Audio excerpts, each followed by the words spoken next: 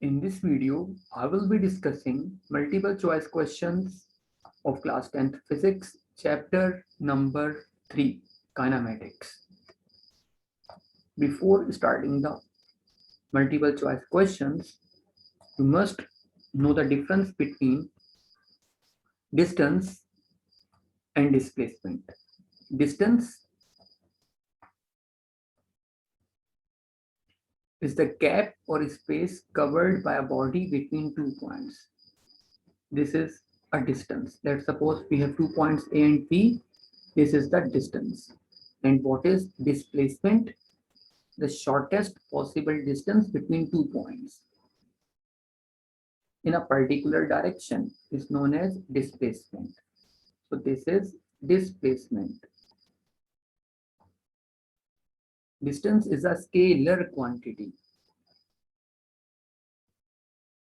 because it has no direction. Displacement is a vector quantity because it has direction. Unit in SI system, the unit of distance or displacement is same unit, which is meter.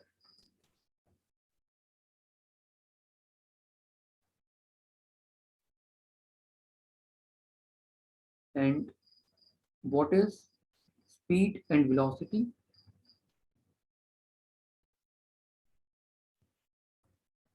If a body is moving from point A to point B in any direction, and if we divide their distance by time taken, then we get speed.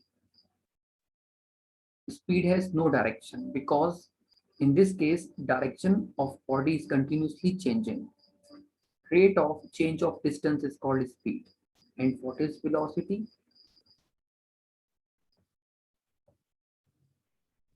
Velocity is the rate of change of displacement. Rate of change of displacement. If body is moving from point A to point B in a particular direction, and if we divide their total displacement with the time, we get velocity. तो इस case में जब body move कर रही होगी किसी भी direction में तो स्पीड होगी, और पर्टिकुलर डायरेक्शन में मूव कर रही हो बॉडी तो बॉडी की वेलोसिटी होती है। या फिर हम ये भी कह सकते हैं कि वेलोसिटी जो है वो स्पीड प्लस डायरेक्शन होती है। Speed plus direction is known as velocity. And what is acceleration? Acceleration तो एक अलग चीज का नाम है। एक्सेलरेशन क्या होता है? एक्सेलरेशन होता है rate of change of velocity.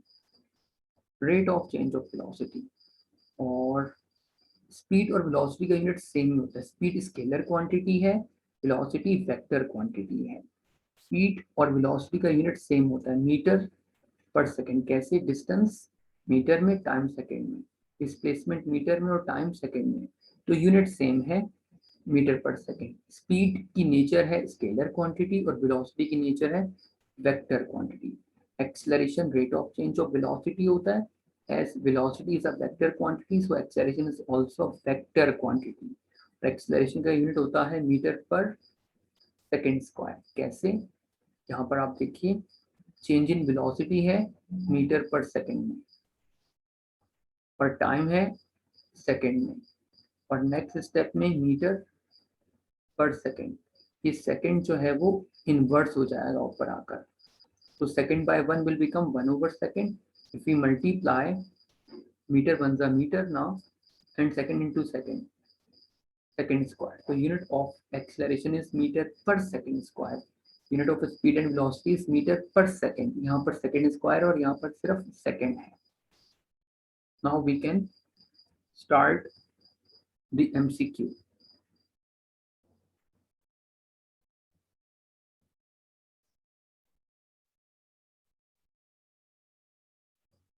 first MCQ, the distance covered per second by a moving body। अब distance covered per second है, मतलब distance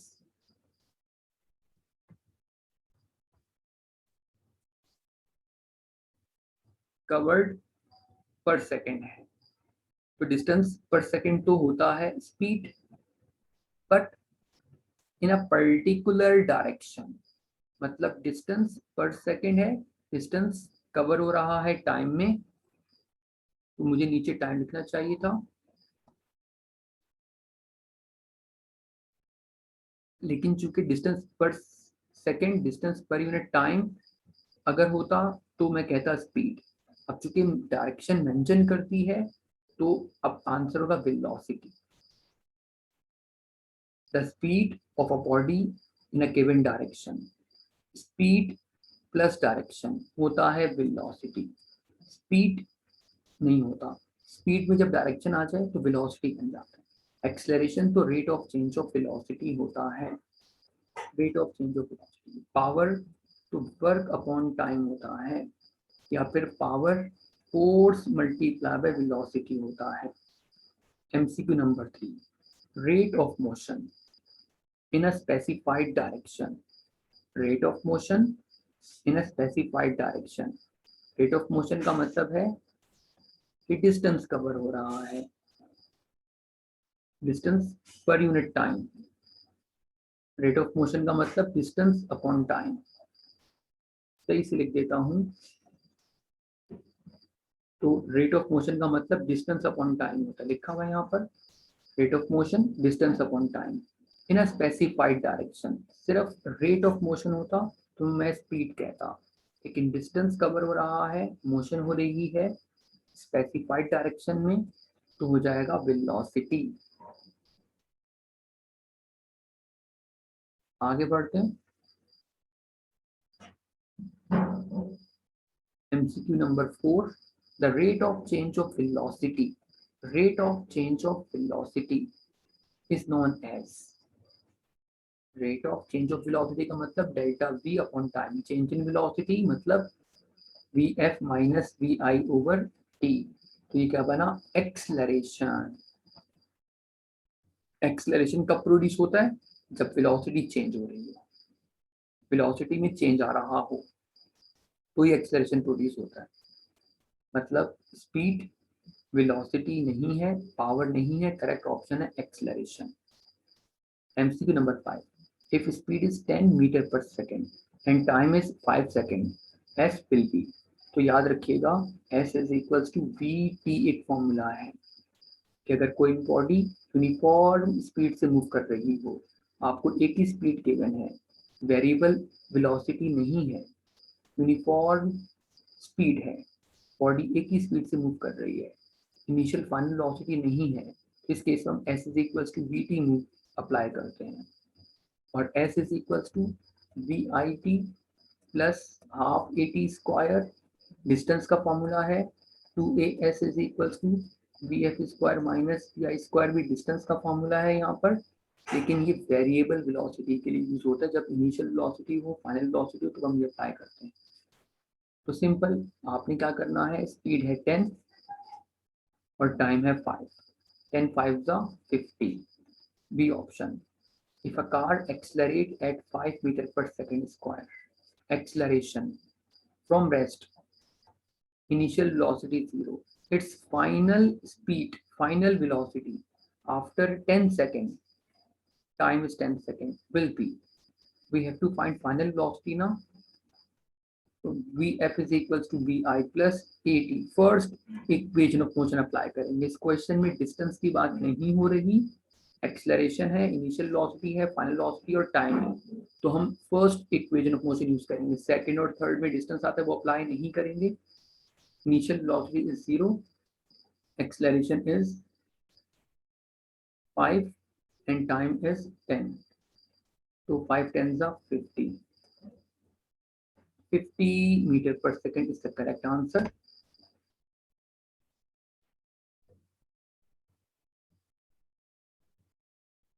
We have next MCQ, equivalent value of 36 kilometre per hour in meter per second. तो क्या करना है आपको, आपको 36 kilometre को मीटर में कन्वर्ट करना है। तो as we know 1 kilometer is equals to 1000 metre, तो क्या करेंगे हम 36 को 1000 से मल्टीप्लाई कर देंगे और r को सेकंड में कन्वर्ट करना है। 1 r is equal to 3600 seconds और 3600 से डिवाइड करना है। तो ये 20 से कैंसिल आउट हो जाएंगे, 36 से कट जाएगा, तो यहाँ पर आपको मिल रहा है 10 और यूनिट बन गया मीटर पर सेकेंड। ऐसे ही आपको 72 किलोमीटर पर आर को कन्वर्ट करोगे तो 20 मीटर पर सेकेंड मिल जाएगा और 108 किलोमीटर पर आर को 1000 से मल्टीप्लाई 3600 से डिवाइड कर करोगे तो 30 मीटर पर सेकेंड हो जाएगा। ये बहुत ही कॉमन से एमसीक्यू है, अक्सर एग्जाम में पूछ जाते हैं। MCQ number 8, by dividing the displacement of a moving body by the time taken we obtain. अगर हम डिस्प्लेसमेंट को टाइम से डिवाइड करेंगे तो एवरेज स्पीड आएगा नहीं, वो तो डिस्टेंस और टाइम को डिवाइड करने के साथ है। एवरेज वेलोसिटी आएगा जी बिल्कुल। एक्सेलरेशन तो अलग चीज है, rate of change of velocity, average acceleration नहीं आएगा। Next MCQ, if the velocity of a moving body decreases, अगर velocity decrease हो रही हो या increase हो रही हो by equal amount in equal intervals of time, however small they may be, the body is said to have dash acceleration. अब decreasing velocity है तो नेगेटिव एक्सेलरेशन होगा, और अगर इंक्रीजिंग वेलोसिटी होती तो पॉजिटिव एक्सेलरेशन, और अगर वेलोसिटी चेंज ना हो रही हो तो zero acceleration. Constant velocity constant speed से बॉडी मूव कर रही होगी तो जीरो एक्सेलरेशन, और डिक्रीजिंग वेलोसिटी है तो नेगेटिव एक्सेलरेशन, इंक्रीजिंग वेलोसिटी हो तो positive acceleration. MCQ number 10, the distance covered by a moving body in 1 second. अगर डिस्टेंस कवर हो 1 सेकेंड के अंदर तो वो कहलाता है speed. The acceleration becomes dash when applying brakes. जब हम ब्रेक अप्लाई करेंगे तो एक्सेलरेशन क्या होगा, positive, negative, zero, none of these. तो ब्रेक अप्लाई करने पर डिक्रीजिंग वेलोसिटी होती है, नेगेटिव एक्सेलरेशन होता है, और अगर आप एक्सेलरेट करोगे तो पॉजिटिव एक्सेलरेशन इंक्रीजिंग वेलोसिटी के केस में।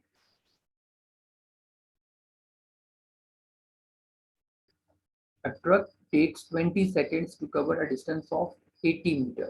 Next MCQ है, a truck takes 20 seconds to cover a distance of 80 meter, and in next 10 seconds it covers 70 meter.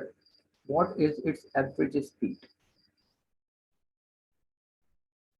Speed क्या होती है, स्पीड होती है total distance 80 plus 70 150, total distance 80 plus 70 150 divided by total time 20 plus 10 30, 0 cancel out, 15 by 3 is 5 meter per second. So for average speed, just take total distance and total time, the ratio of total distance by total time, we get average speed. MCQ number 13, if a body is moving with uniform velocity, what is its acceleration? अगर body uniform velocity से move कर रही होगी, मतलब we आई और V F बराबर होगा, velocity change नहीं होगी, तो फिर एक्सेलरेशन होगा जीरो एक्सेलरेशन होता है। यूनिफॉर्म वेलोसिटी के केस में जब वेलोसिटी चेंज ना हो रही हो तो एक्सेलरेशन जीरो होता है। Acceleration only produced when the velocity is variable. If time is zero then distance is, we know distance is directly proportional to time. जितना ज्यादा डिस्टेंस होगा उतना ज्यादा टाइम होगा। टाइम जीरो है तो डिस्टेंस भी जीरो होगा। The decrease in velocity, next MCQ number 15, the decrease in velocity per unit time, decrease in velocity per unit time। अगर velocity decrease हो रही हो 1 सेकेंड के अंदर तो क्या होता है, एक्सेलरेशन नहीं, वो तो इंक्रीज इन वेलोसिटी में होता है। Variable acceleration, average acceleration, retardation, decrease in velocity पर सेकेंड हम कहते हैं रिटार्डेशन।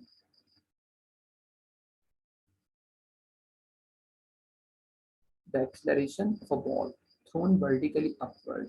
चलिए नेक्स्ट जो एमसीक्यू आ रहे हैं इन पर आने से पहले आप ये देख लीजिए कि जो फ्री फॉल मोशन होती है कि अगर आप किसी भी चीज को ड्रॉप करोगे फ्री फॉल मोशन तो वो ग्राउंड तक चला जाएगा। फ्री फॉल मोशन इसमें बॉडी डाउन मूव कर रही होती है। इस केस में जी की वैल्यू होती है 10 मीटर पर सेकेंड स्क्वायर, जिसे हम 9.8 भी लेते हैं। और इस केस में इंक्रीजिंग वेलोसिटी होती है। इंक्रीजिंग वेलोसिटी जब कोई भी बॉडी डाउन मूव कर रही होती है ना तो इंक्रीजिंग वेलोसिटी होती है, वेलोसिटी इंक्रीज हो रही होती है। इसकी वजह से पॉजिटिव ग्रेविटेशनल एक्सेलरेशन होता है। और इस केस में जब हम ड्रॉप करते हैं तो इनिशियल वेलोसिटी 0 होती है और बॉडी जिस वेलोसिटी से ग्राउंड से स्ट्राइक करती है वो फाइनल वेलोसिटी होती है। वो डिपेंड करता है हाइट पर, जितनी ज़्यादा हाइट से आप ड्रॉप करेंगे उतनी ज़्यादा फाइनल वेलोसिटी से बॉडी जाकर ग्राउंड से स्ट्राइक करेगी। तो आप इसको बिल्कुल रिवर्स कर लीजिए। अगर आप किसी भी ऑब्जेक्ट को अपवर्ड थ्रो करेंगे, अपवर्ड थ्रो करोगे तो जी की वैल्यू नेगेटिव होगी क्योंकि डिक्रीजिंग वेलोसिटी होती है। ऊपर थ्रो करोगे तो ऊपर जाते वक्त बॉडी ऊपर जाते वक्त स्लो होती रहती है और जब बॉडी पहुंचती है at maximum height, at maximum height ऊपर जाकर इस वेलोसिटी से आप थ्रो करोगे वो वी आई है। और मैक्सिमम हाइट पर जाकर, पीक पर जाकर बॉडी की वेलोसिटी हो जाती है 0। जिस वेलोसिटी से आप थ्रो करते हो वो वी आई और जो वेलोसिटी हाइट पर हो जाएगी वो होगी वी आई। फाइनल वेलोसिटी हमेशा 0 होती है ऊपर जाकर। इस केस में तो जी की वैल्यू क्या होगी -10 मीटर पर सेकेंड स्क्वायर या -9.8 मीटर पर second square due to decreasing velocity. अब देखते हैं इससे रिलेटेड एमसीक्यू। अच्छा, ये जो ग्रेविटेशनल एक्सेलरेशन है ये मास पर डिपेंड नहीं करता। मतलब बात का क्या है कि अगर आपके पास दो ऑब्जेक्ट्स हों जिनके मासेस अलग अलग हों, एक लाइट हो और एक हैवी हो, मासेस हैं इनके m1 और m2, जब आप इन्हें एक सर्टेन हाइट से एक साथ ड्रॉप करेंगे तो ये दोनों ग्राउंड से जाकर एक साथ स्ट्राइक करेंगे, एक ही वेलोसिटी से स्ट्राइक करेंगे क्योंकि जो जी है वो मास पर डिपेंड नहीं करता। ऐसा नहीं है कि जो हैवी है वो पहले जाएगा और लाइट वाला बाद, ऐसा नहीं है। तो ग्रेविटेशनल एक्सेलरेशन मास पर डिपेंड नहीं करता।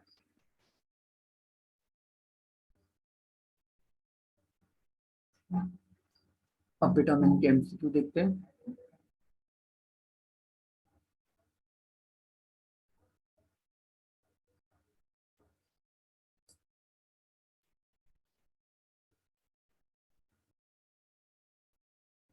The acceleration of a ball thrown vertically upward will in SI system be। MCQ number 16 2010 का MCQ है।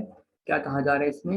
Acceleration of a ball thrown vertically upward. एक बॉल को जब ऊपर की तरफ थ्रो किया जाएगा तो उसका एक्सेलरेशन बताइए एसआई सिस्टम में क्या होगा। 98, 980, -9.8 मीटर पर सेकेंड स्क्वायर या 32 फीट पर सेकेंड स्क्वायर। क्या किया जा रहा है? अपवर्ड थ्रो किया जा रहा है और अप में, अपवर्ड थ्रो में डिक्रीजिंग वेलोसिटी होती है -9.8 होगा इसका करेक्ट ऑप्शन। और freely falling bodies value of G, free fall जब भी होता है तो पॉजिटिव 9.8 होता है, पॉजिटिव 10 होगा।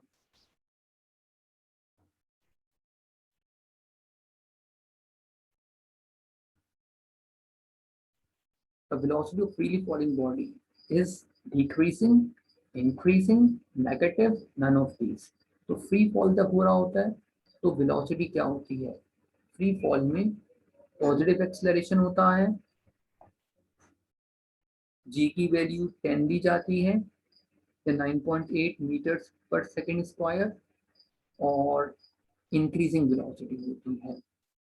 The acceleration of freely falling bodies is taken positive, free fall में पॉजिटिव एक्सेलरेशन, इंक्रीजिंग वेलोसिटी, जी की वैल्यू पॉजिटिव 10 मीटर पर second square. MCQ number 21, what is the initial velocity vi of a freely falling body?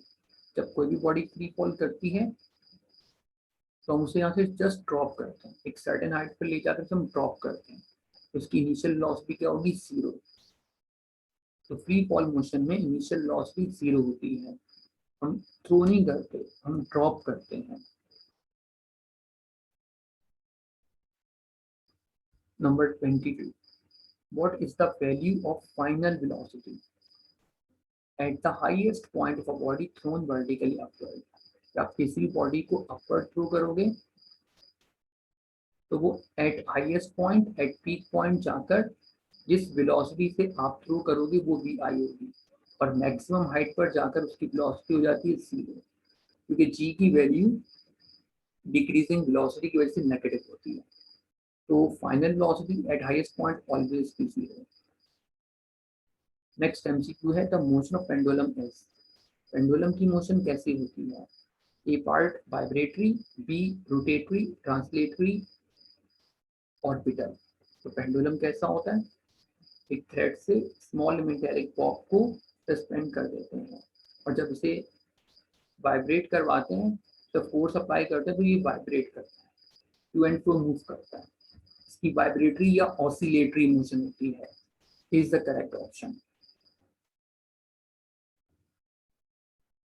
I hope students you have understood the concept, all the MCQ. In case of any query, you can comment. Inshallah, we will reply soon. Thank you.